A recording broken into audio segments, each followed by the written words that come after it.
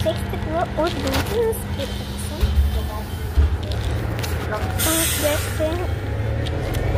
Първо стъкло има с кола, с портокал и такова спрайт. Стъкло с фантата.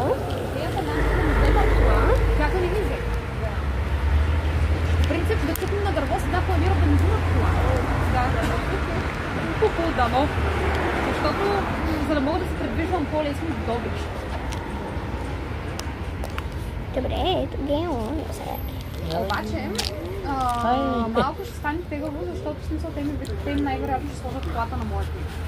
Киселе. Което означава по-голям дан.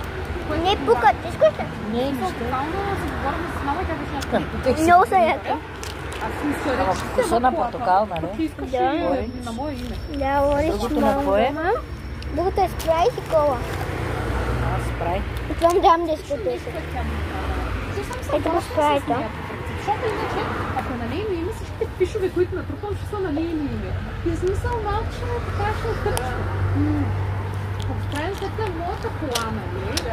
Аз ще се поемам нещата. Ще изправя, ще се покажа. Ами сега го изправя. Ако го изправиш, ще и леко така на стена. Така да направим. И сега е колата. Много са яки. Майката вече си ги взе. Сега с колата. С колата знам какъв ще е вкуса. На кола. Аз знаеш какво направих? Тежка. Аз искам така. Те са като някакви... Трябва да го забършиш. Да, кола. Не са много яки. Ето е паковката, виница, макао.